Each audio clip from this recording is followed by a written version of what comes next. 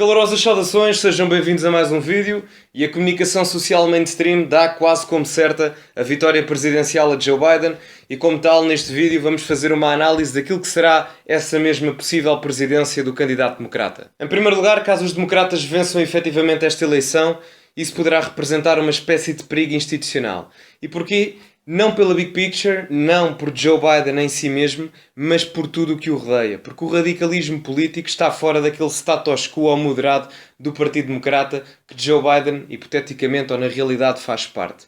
Portanto, o problema, a sério, em termos institucionais, está em tudo menos em Joe Biden. O espectro político americano é muito diferente do europeu, nomeadamente do português. Até porque os partidos, nomeadamente o Partido Democrata, têm uma capacidade de agregar votantes de diferentes espectros políticos. Ou seja, e fazendo uma comparação com Portugal, o Partido Democrata consegue agregar votantes que em Portugal votariam no Bloco de Esquerda e, ao mesmo tempo, consegue agregar votantes que votariam num PSD do Rui Rio. E o que está a acontecer agora é que Joe Biden é uma espécie de Rui Rio a liderar um partido cheio de pessoas com pensamentos e ideais semelhantes a um bloco de esquerda, como por exemplo Alexandria Ocasio-Cortez, Ilhan Omar ou até Bernie Sanders, que é uma versão enlatada fora do prazo de Francisco Louçã. Quanto a Alexandria Ocasio-Cortez, a TVI 24 teve o descaramento de vir dizer que a mesma ideologicamente se coaduna com aquilo que é uma social-democracia e bom, se Alexandria Ocasio-Cortez é social-democrata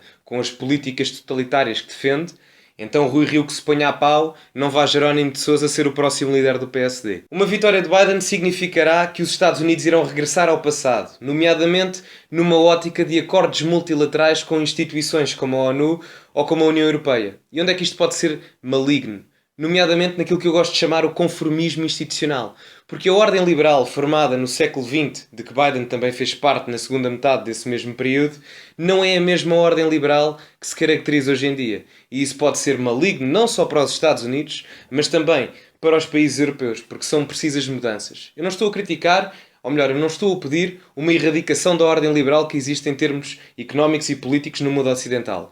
O que eu estou a dizer é que se queremos efetivamente prosperar enquanto civilização, não podemos pensar da mesma forma que pensávamos há 47 anos atrás. E as mudanças necessárias passam primeiro por duas grandes questões. A primeira delas é: faz sentido continuarmos a fomentar acordos multilaterais como no passado, dando mais poder económico e hegemónico à China também em termos políticos?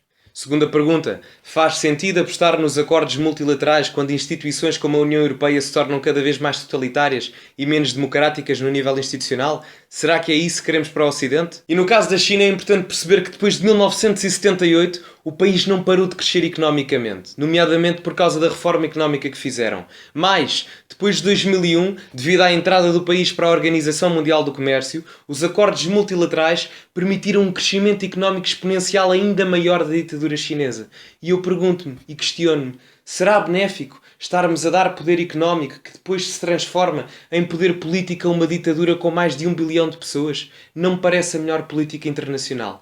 Mas, se o Partido Democrata assim o achar, então vão em frente. Além disso, não é só a China que me preocupa. Regiões do globo bastante tensas como a Coreia do Norte ou o Médio Oriente que melhoraram substancialmente a sua condição bélica para com o Ocidente nos últimos 4 anos, preocupa-me também ver até que ponto é que Joe Biden consegue manter esta estabilidade em termos de política externa ou se vamos voltar a uma situação mais tensa como o Ocidente se encontrava no ano 2015. Olhando para a demografia de voto, vamos ver que os jovens foram aqueles que votaram mais em Joe Biden e é curioso porque eu pensava que os jovens americanos gostavam muito de hambúrgueres, mas afinal o seu prato preferido deve ser pata pequim. Quero deixar uma nota final para as pessoas que fazem as sondagens, porque, meus amigos, fazer sondagens a dizer que Joe Biden vai ganhar com 9% de vantagem sobre Donald Trump em termos de voto popular e neste momento, 2 dias depois, não se sabe quem ganha, tendo Biden apenas 2% de vantagem no voto popular, é uma vergonha. A única coisa que eu tenho a dizer é que vocês ao pé da Maia são os meninos. Mas o que mais me preocupa não é a questão económica, não é a questão da política externa. O que mais me preocupa é que no passado os Estados Unidos, à direita com os republicanos ou à esquerda com os democratas, no final das contas, eram sempre os Estados Unidos. E isso é uma coisa que eu já não vejo nos dias de hoje. A minha maior referência política em termos presidenciais nos Estados Unidos é Ronald Reagan, um republicano. Mas ao mesmo tempo, John F. Kennedy, um democrata, também é uma referência política para mim. E vocês podem perguntar-me, mas como é que duas pessoas, politicamente opostas, podem constituir uma referência para a tua pessoa? E eu digo-vos, apesar de algumas divergências de pensamento, a base era a mesma. Ou seja, aquilo que os unia era muito mais forte daquilo que os separava. E o que é que os unia? O amor pela sua nação, o desejo pela liberdade, o repúdio do socialismo e, acima de tudo, o respeito pela lei e pela ordem. Tudo coisas que os democratas esqueceram nas glórias do passado. Este foi o vídeo, espero que tenham gostado. Metam like, partilhem e subscrevam. E, acima de tudo, cultivem-se e até à próxima.